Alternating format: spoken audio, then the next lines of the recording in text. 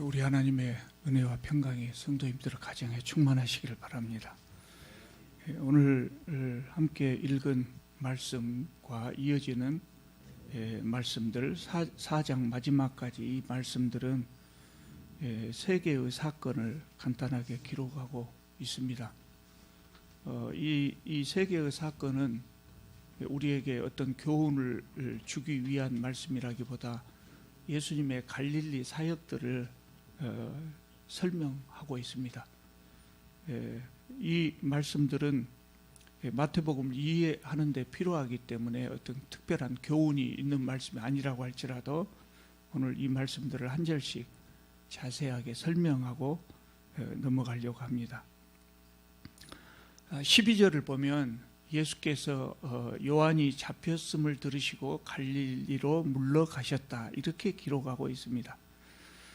이 말씀은 세례 요한이 헤롯 왕에게 체포된 그 사건을 말하는 것입니다. 헤롯 왕은, 여기 나오는 헤롯 왕은 예수께서 태어나셨을 때 그 헤롯 왕하고 다릅니다. 예수께서 태어나셨을 때 헤롯 왕은 여기 본문에 나와 있는, 제가 방금 말씀드린 그 헤롯 왕의 아버지 왕입니다. 그래서 이 헤롯 왕하고 구분하기 위해서 보통 헤롯 대왕이라고 그렇게 불려지는 왕입니다. 지금 여기 요한을 잡아간 이 헤롯 왕은 매우 타락한 왕이었습니다. 그래서 세례 요한이 이 헤롯의 부도덕을 공개적으로 비난했고, 그러자 이 헤롯은 요한의 입을 막으려고 옥에 가두었던 것입니다. 예수께서는 요한이 잡히신 후에 유대에서 갈릴리로 돌아가셨습니다. 여러분 잘 아시는 대로 예수께서 태어나신 직후에 이 헤롯 대왕이 동방박사들로부터 유대인의 왕이 태어나셨다는 소식을 듣고 베들레헴에서 2살 이하의 어린아이들을 다 죽이라고 그랬습니다. 그래서 예수님의 부모들이 이 예수님 어린 아이 예수님을 품에 안고 애굽으로 피난을 가시죠. 그리고 이 헤롯 대왕이 죽은 후에 귀국해서 베들레헴으로 가신 것이 아니라 저 북쪽 갈릴리에 있는 나사렛으로 가셨습니다. 그래서 이 나사렛에서 예수님이 공생에 데뷔하실 때까지 약 30살이 되셨을 때 공생에 데뷔하셨는데 그때까지 나사렛에서 사셨습니다. 그래서 예수님을 가리켜서 나사렛 예수라고 그렇게 이야기하는 것이죠. 나사렛은 이 갈릴리 지역의 작은 마을이었습니다. 아주 작은 마을이었죠. 그래서 예수께서 거기에 사시다가 세례 요한이 유대 광야에서 세례를 준다는 말을 듣고 그 세례를 받으시기 위해서 먼 길을 걸어서 이 유대 지역에 오셨다가 세례 받으시고 광야에서 시험 받으시고 그리고 세례 요한이 체포되었다는 소식을 들으시고 다시 갈릴리 나사렛으로 돌아가신 겁니다. 자, 13절을 한번 보시기 바랍니다. 오늘 성경을 함께 보면서 설명을 드리겠습니다. 13절을 보면 예수께서 나사렛을 떠나 스불론과 납달리 지경 해변에 있는 가버나움에 가서 사셨다, 이렇게 말씀하고 있습니다. 가버나움은 나사렛으로부터 북동쪽으로 한 32km 떨어진 지역에 있습니다. 예수님이 어려서 사셨던 이 나사렛은 서쪽 지중해 쪽에 가깝습니다. 지중해 해변은 아니지만 지중해 쪽에 가까운데 이 가버나움은 거기서 북동쪽입니다. 그러니까 갈릴리 호수 해변가에 있는 그런 마을입니다. 예수께서는 이 가버나움에 이때 이사 가셔가지고 공생의 3년 동안 내내 십자가를 지시기까지 가버나움에서 계속해서 사셨습니다. 우리는 나사렛 예수, 또 나사렛이 예수님의 고향이라고 하는 것을 잘 알고 있기 때문에 나사렛에서 사시고 나사렛이 이 사역의 본거지가 됐다고 생각하기가 쉬운데요. 이때 가버나움으로 이사하셔가지고 계속해서 여기서 사시면서 말씀을 전하셨기 때문에 가버나움이 이 갈릴리 사역의 본거지가 된 겁니다. 예수께서 가버나움으로 이사하신 이유는 뭐 특별하게 성경에 나와 있지 않습니다만은 우리가 추측할 수는 있어요. 충분히. 가버나움은 예수께서 사역하시기에 나사렛보다 더 좋은 그런 장소였습니다. 나사렛에 있는 바리새인들이 예수님을 자꾸 회방했어요. 예수님의 사역을 회방했어요. 그 기사가 성경에 또 나옵니다. 그런데 가버나움은 그들의 회방을 피할 수가 있었고요.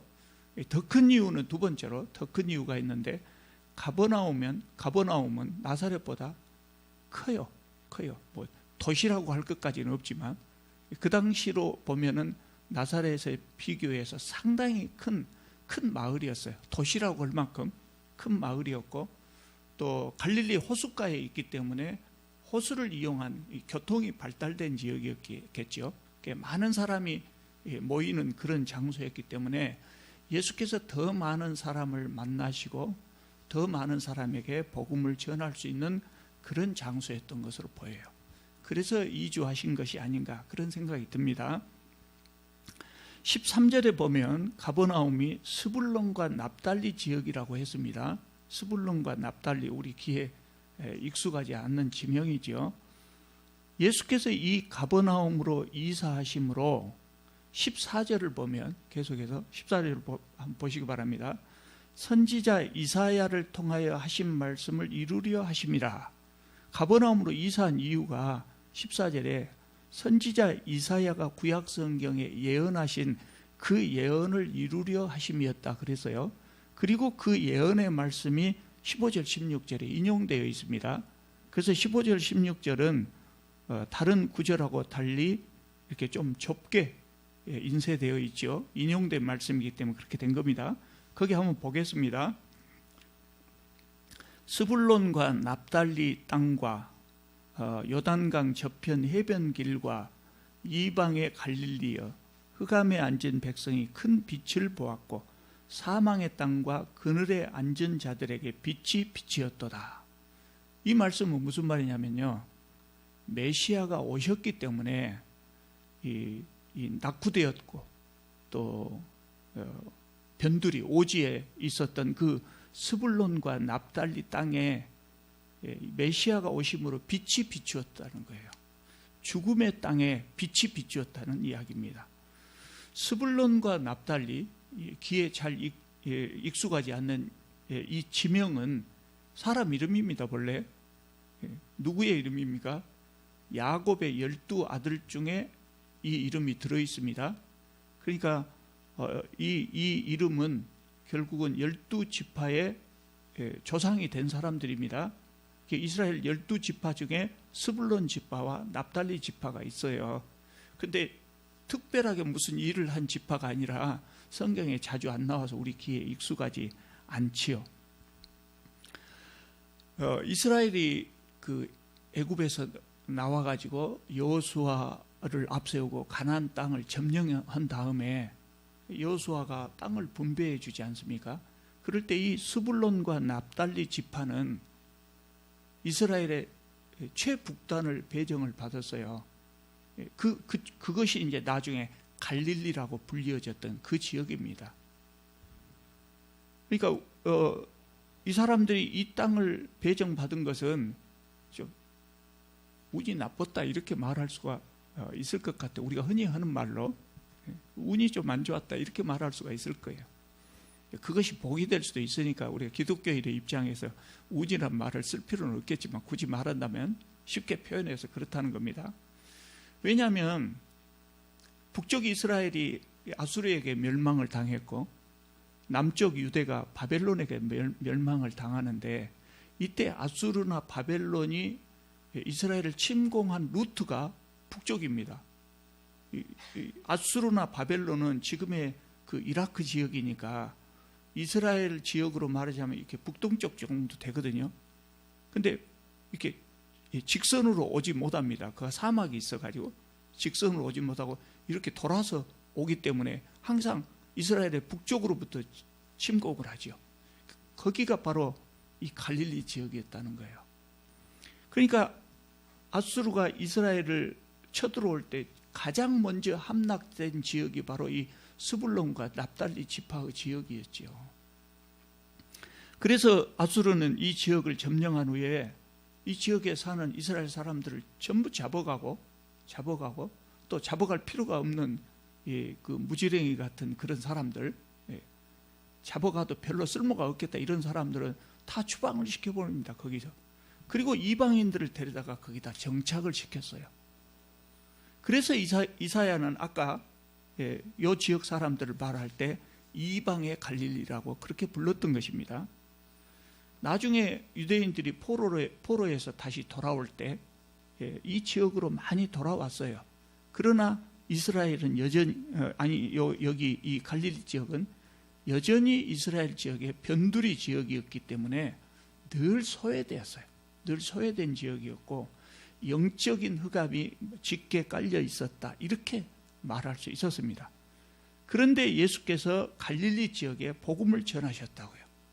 예수께서 메시아로 오셔가지고 많은 사람이 기대했던 것처럼 유대, 예루살렘, 그것도 성전에 임하지 않으시고 오직 가장 낙후되고 변두리였던, 소외받았던 그 지역에 예수께서 오셔가지고 이 지역에서부터 사역을 하셨어요. 그래서 이 지역에 복음을 전하심으로 아까 인용된 말씀처럼 흑암에 있었던 백성이 큰 빛을 보았고 사망의 땅과 그늘에 앉은 자들에게 빛이 비쳤다, 이렇게 이야기하고 있는 겁니다. 마태는요, 이 마태복음을 기록하면서 예수님이야말로 구약에 예언된 그 메시아다, 이 사실을 유대인들에게 증명하려고 애를 썼어요. 유대인들을 설득해서 예수님은 진짜 메시아다, 이렇게 받아들이도록 한 거죠. 전에 말씀드린 대로 이 마태복음은 주된 독자, 마태가 생각했을 때 주된 독자를 유대인으로 생각하고 이걸 기록했거든요. 그래서 예수님이 그 구약에 예언된 메시아다, 이것을 증명하기 위해서 예수님의 행동 하나하나가 구약 성경의 메시아에 대해서 예언된 그 말씀하고 어떻게 일치되는가, 그러니까 예수께서 구약의 예언들을 어떻게 성취하셨는가를 일일이 보여주려고 애를 쓴 거죠. 그러니까 오늘 이 방금 우리가 읽은 말씀에 나오는 예수께서 가버나움으로 이사하신 것도 바로 이 예언을 성취하시기 위한 것이다, 이것을 밝히고 있는 겁니다. 자, 17절을 보면 이때부터 예수께서 비로소 전파하여 이르시되 회개하라, 천국이 가까이 왔느니라, 이렇게 말씀하셨다고요. 그러니까 예수께서 이제 본격적으로 사역을 시작하신 겁니다. 여러분, 천국 그러면 제가 전에도 잠깐 말씀드렸습니다만은 자꾸 이게 혼동하기 때문에 자주 말씀드리는 겁니다. 천국이라고 이 번역한 것은 사실은 이제 우리말로 표현하면 하늘나라 아니겠습니까? 근데 천국이라고 번역해 놓으니까 기독교가 들어오기 전에부터 우리에게 있었던 천당이라는 말하고 늘 혼동하는 거예요. 그래서 죽어서 가는 나라, 이렇게 생각하고 있는 겁니다. 그런데요, 구약에 보면 구약의 선지자들이 메시아에 대해서 예언하기를 다윗 왕의 후손 중에 메시아가 오셔가지고 이 땅 위에 메시아의 왕국을 건설하는데 그 왕국은 영원히 존재할 나라, 망하지 않고 아주 강한 나라로 영원히 존재할 그 나라로 선지자들이 늘 예언을 했어요. 그러니까 예수께서 천국이 가까이 왔느니라 라고 말씀하신 이 말씀의 의미는 우리는 설명을 해야 알아듣지만 이 말씀의 의미는 유대인들은 금방 알아들었어요. 예수께서 이렇게 말씀하셨을 때 우리가 그렇게 오랫동안 기다렸던 메시아가 오셔서 드디어 지상 왕국을 시작하신다, 그 말씀이거든요. 천국이 가까이 왔느니라 그럴 때 그 천국, 하늘나라, 또 마가복음이나 누가복음에 표현되어 있는 하나님 나라가 왔다는 이야기고, 하나님 나라는 유대인들이 생각할 때 메시아의 나라, 메시아가 오셔가지고 세우는 지상 왕국으로 생각한 겁니다. 당연히. 다만 이들은 오해를 했죠. 예수님은 영적 왕국을 말씀하셨지만 이 사람들은 정치적인 왕국으로 이해한 거, 이것이 좀 달랐을 뿐입니다. 자, 그 다음에 이제 두 번째 기사 18절부터 나오는데요.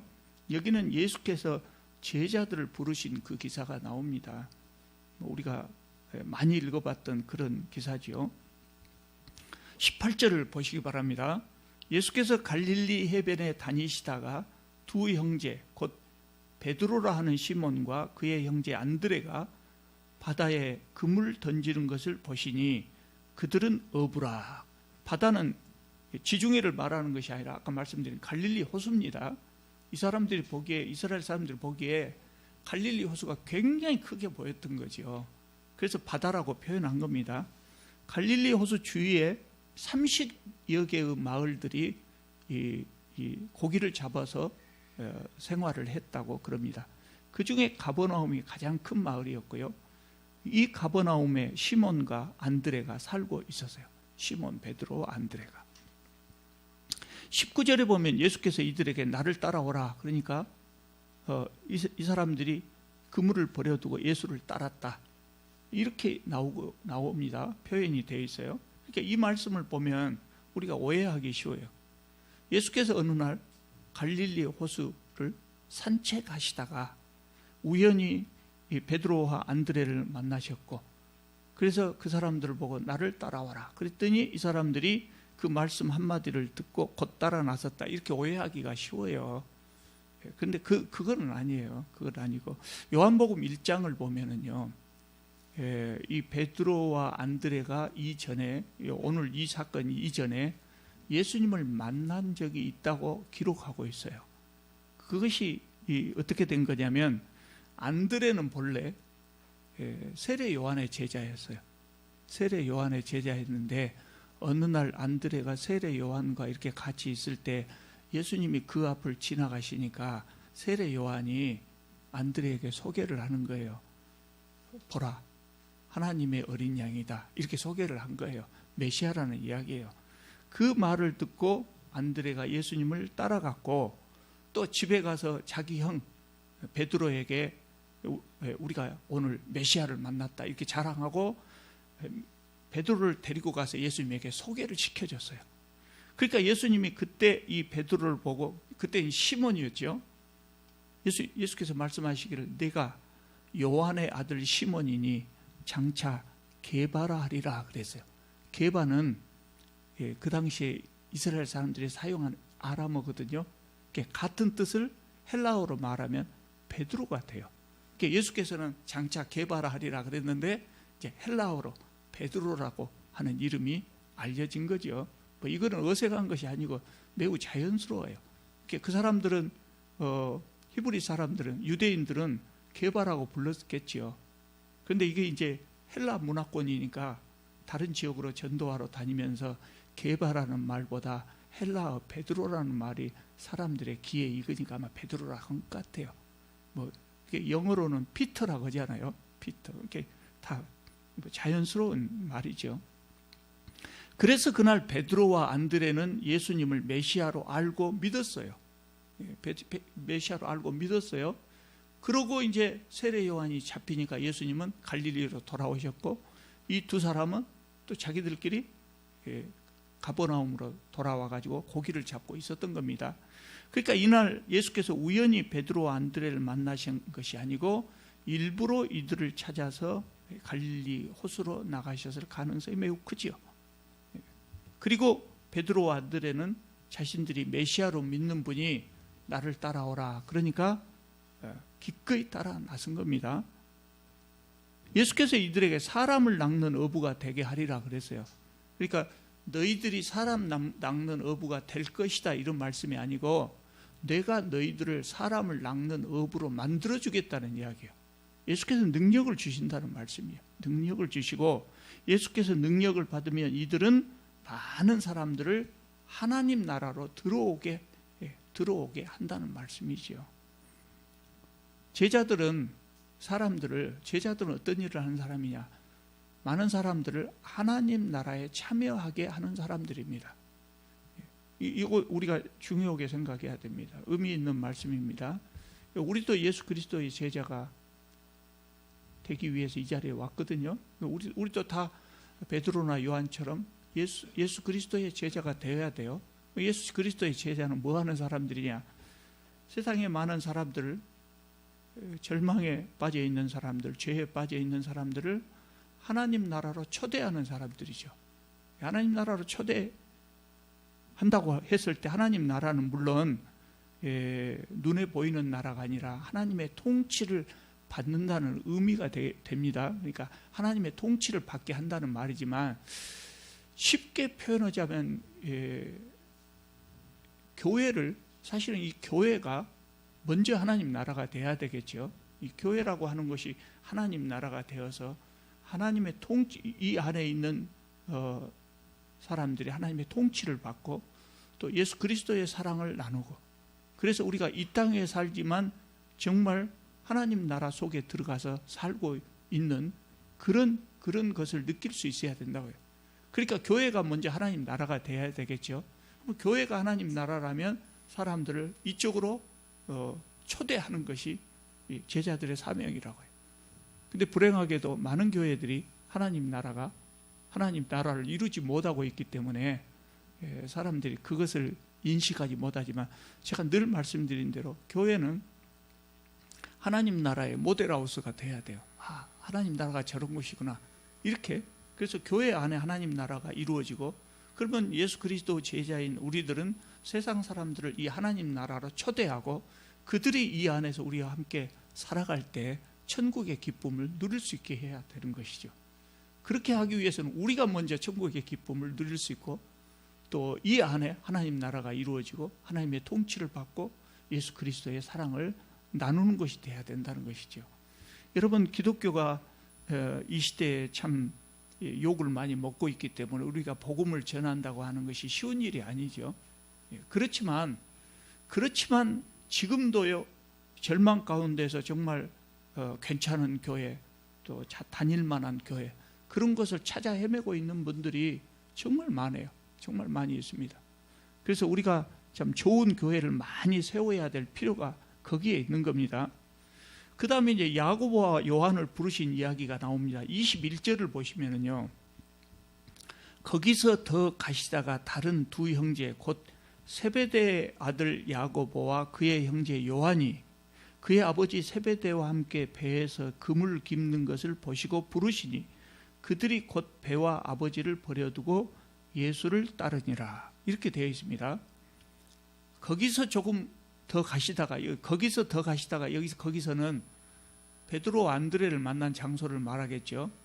여러분이 이 말씀을 읽었을 때 거기서 더 가시다가 이것이 얼마쯤 더 간 것으로 느껴지십니까? 얼마쯤 더 가신 것으로 느껴지십니까? 사람들은 이렇게 특별한 의식 없이 그냥 읽거든요. 상당히 떨어진 것으로 생각하는데, 아마 이 야고보와 요한이 그물을 깁고 있었던 이 장소, 그 배는 아까 베드로와 안드레를 만났던 곳에서 그리 멀리 떨어지지 않았을 거예요. 왜냐하면 누가복음을 보면 이 야고보와 요한이 베드로의 동업자라고 했거든요. 그러니까 고기 잡으러 갈 때 같이 나가고 또 같이 돌아오고 이런단 말이죠. 그리고 지금 떨어져서 일을 하고 있지만 아주 멀리 떨어지지 않았을 것이고, 예수께서 이렇게 베드로와 안드레에게 이렇게 오셨을 때 야고보와 요한도 그걸 아마 보고 있었을 거예요. 보고 있다가 어쨌을까요? 그물을 깁다가 예수께서 베드로와 안드레에게 이렇게 가까이 오는 것을 보시고, 물론 자기들이 앉아 있는 것하고도 멀지 않을 거예요. 예수께서 이렇게 오시는 것을 보시면 이들이 어쨌을까요? 아마 벌떡 일어나서 이렇게 예의를 표하고 있었을지도 몰라요. 두 손을 모으고 이렇게 예수님을 보고 있었을지도 몰라요. 왜냐하면 요한이나 야고보는 예수님을 알고 있었어요. 메시아라고 하는 것을 알고 있었어요. 이들도 이날 처음으로 만난 것이 아니에요. 아까 제가 안드레가 예수님을 만난 이야기를 했죠. 세례 요한이 안드레에게 하나님의 어린 양이다 이렇게 소개했을 때 그 자리에 안드레만 있었던 것이 아니고 또 한 사람의 제자가 있었어요. 그렇게 세례 요한이 두 제자에게 예수님을 소개했는데, 한 사람은 안드레라고 나오는데 한 사람 또한 제자의 이름은 나오지 않아요. 그 누굴까요?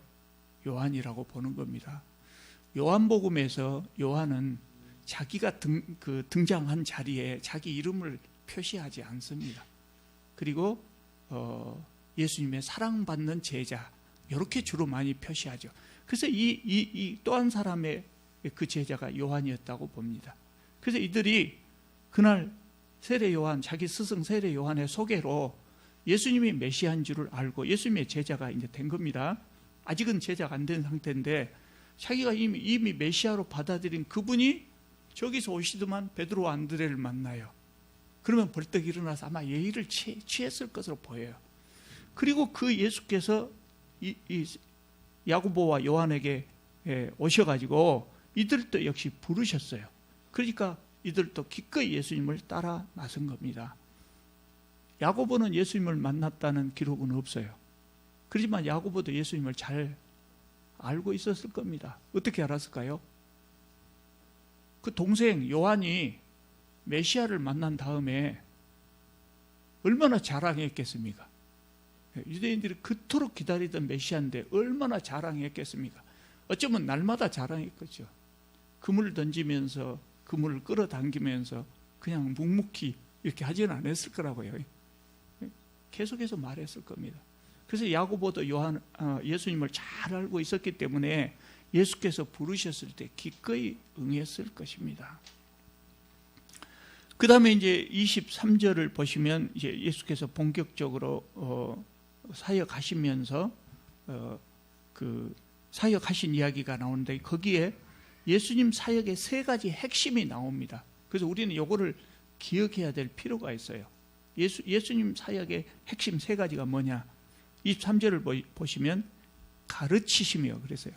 가르치시고 전파하시고 고치신 것. 이 세 가지가 핵심입니다. 예수님 사역의 핵심입니다.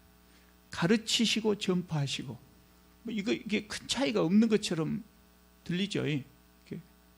그런데 이제 원어 표현으로 보면 전파하신다고 번역된 이것이 설교하셨다는 의미거든요. 가르치신 것하고 설교한 것은 조금 어감이 다르죠. 설교는 일방적으로 선포하신 것이고 가르치신 것은 그 후에 이렇게 자세하게 대화를 나누시면서 설명해 주신 그런 것들이겠죠. 고치셨다는 것은 병을 고치신 것이고요. 이게 세 가지가 핵심입니다. 예수님은 그 어디를 가시든지 먼저 회당에 가셨어요. 그 회당은 오늘날의 교회와 달리 회당에 회당장이 있는데요. 그 회당장이 오늘날 담임 목사 역할을 하는 것이 아니에요. 회당장의 역할은 안식일마다 그날 가르치고 설교를 할 랍비를 초청을 해요. 누가 적임자까 이렇게 초청을 하는데 그래서 예수님이 이렇게 회당을 돌아다니시면 자연스럽게 초청을 받아서 말씀을 전하실 수가 있었겠지요. 그래서 이 본문에는 회당에서 말씀을 전하셨다고 나오는 겁니다. 예수께서 천국 복음을 전하셨다 그러는데 우리는 복음이라는 말을 들으면서도 구체적으로 이게 무엇을 전하셨을까 이렇게 생각할 수 있어요. 그런데 그냥 하나님 나라가 가까이 왔다. 하나님 나라가 드디어 왔다. 천국이 왔다. 이것 자체가 이스라엘 사람들에게는 복음입니다. 자기들이 기다렸던 메시아가 왔다는 거니까. 그렇게 천국 복음을 전했다는 말은 구체적으로 뭐 설명도 해 주셨겠지만 하나님 나라가 가까이 왔다. 이것 자체가 복음인 겁니다. 예수께서 많은 백성들의 그 질병을 고치시고 또 귀신 들린 자를 고쳐주셨다고 했는데 이것은 어떤 이유, 어떤 의미가 있을까요?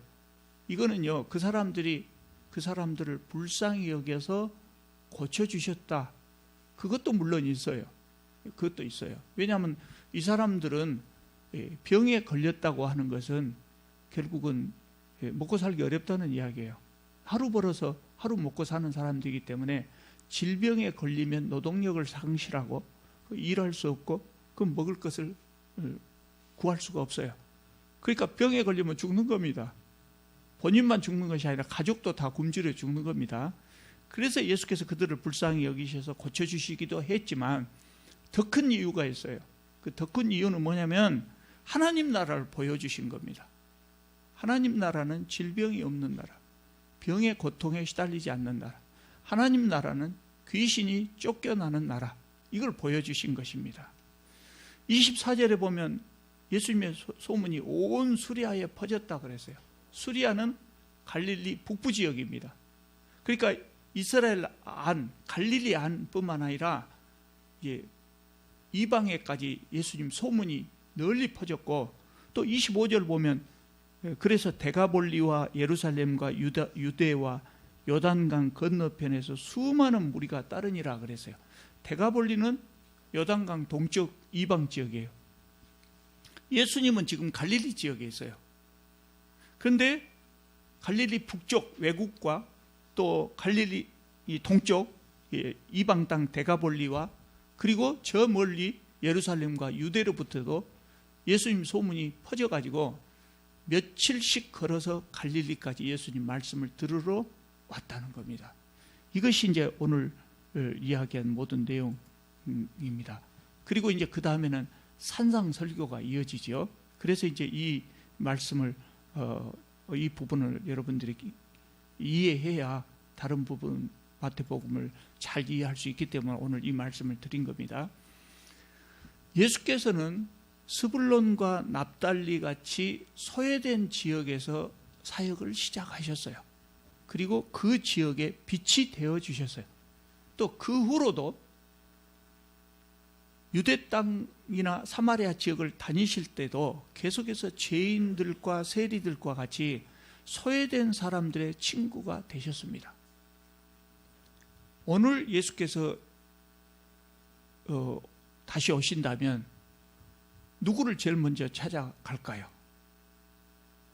부자들이나 권력자들은 옛날이나 지금이나 마찬가지로 자기들이 가진 권력 또는 자기들이 가진 재력으로 예배당을 크게 짓고 화려하게 짓습니다. 그러면 이상하게도 크고 화려한 예배당에는 사람들이 많이 모여듭니다. 그래서 그들이 생각하기를 우리 교회를 이렇게 크고 화려하고 사람들도 많이 모이기 때문에 우리가 이렇게 충성하고 있으니 예수님은 우리 편이다, 이렇게 생각할 것입니다. 많은 사람들이 그렇게 생각하더라고요. 심지어는 나 그런 말을 하는 목사님 말도 들어봤는데 자기 교회 예배당을 굉장히 크고 멋지게 지으면서 하는 말이 있습니다. 왜 이렇게 멋지고 크게 지어야 되냐? 예수께서 재림하셨을 때 예수님의 본부가 우리 교회가 되게 하기 위해서 세상에서 제일 크고 멋지게 지어야 된다, 이렇게 이야기하는 목사들 이야기도 들었습니다. 직접 들었습니다. 본인들은 그렇게 생각하면서 예수님이 우리 편이라고 생각하고 있는지 모르지만 제가 생각할 때는요, 대단히 큰 착각입니다. 절대 그럴 리가 없을 것 같습니다. 왜냐하면요, 예수님은 그런 사람들, 세상에서 재력 있고 권력 있는 사람들은 예수님이 편들어 주지 않아도 잘 먹고 잘 살아요. 잘 먹고 잘 살아요. 재산을 모을 때, 권력을 쟁취할 때, 또 그 재산을 사용하고 권력을 사용할 때도 다른 사람들을 괴롭히면서 했을 가능성이 높지만, 그렇지 않았다고 할지라도 그 사람들은 예수님이 편들어 주지 않아도 잘 먹고 잘 살아요. 그러니 예수님이 굳이 편들어 주실 이유가 없어요. 그래서 예수께서 편들어 주지 않으면 살기가 어려운 사람들의 편을 들어주실 수밖에 없는 것입니다. 예수님은 그들을 위해서 오신 것이죠. 그들의 구주가 되어주시는 겁니다. 그러면 우리가 생각해 볼 바가 있어요. 그러면 우리는 어떻게 해야 될 것이냐? 우리 중에 크게 부자가 있는가 또는 크게 권력자가 있는가 모르겠어요. 아마 권력자는 제가 알기 없는 것 같고 큰 부자가 있는지 모르겠어요. 제가 알기는 모르지만 혹시 재산을 많이 갖고 계시면서도 말씀 안 하시는 부자가 있을지 모르겠는데요. 그들이 예수님이 내 편이 되었으면 좋겠다라고 생각한다면 예수님한테 내 편이 되어주라고 할 것이 아니라 내가 예수님 편에 서면 돼요. 부자나 권력자가 예수님 편에 서는 방법이 뭘까요? 예수님이 그냥 정말 안타까운 눈으로 바라보는 이 가난하고 소외된 자들의 편에 서면 되는 겁니다. 근데 세상 사람들 그걸 모르고 자기들 재력이나 권력을 잘 사용하면서 예배당만 크게 지으면 나 이렇게 이만큼 바쳤으니 예수께서 우리 편이 되어 주실 것이라고 생각해요. 그리고 월요일부터 토요일까지 자기 사업체 갖고 여전히 노동자들 임금 착취하고 그렇게 산다고요. 권력자들은 남 억압하고 산다고요. 그러면 그들은 예수님의 편에 설 수가 없는 것이죠. 예수님도 그들의 편에 설 수도 없는 것이고요. 여러분, 그래서 우리가 어떻게 살아야 될 것인가 이제 답이 나오죠. 그러면 우리는 개인적으로 뿐만 아니라 교회적으로도 우리 교회는 가난하고 소외된 사람들의 희망이 될 수 있기를 바랍니다. 기도하겠습니다. 거룩하신 우리 하나님, 참으로 허물 많고 부족한 저희들을 위해서 독생자 예수 그리스도를 보내주신 것을 참으로 감사드립니다. 우리 예수님이 저희들의 희망이 되고 빛이 되어 주셨습니다. 주님, 저희들도 그것을 본받아서 가난하고 소외된 자들에게 빛을 비추며 또한 그들의 희망이 되어줄 수 있게 하여 주시옵소서. 우리 교회가 그 일을 담당할 수 있도록 우리 교회에 많은 복을 나려 주시옵소서. 예수님의 이름으로 기도드립니다. 아멘.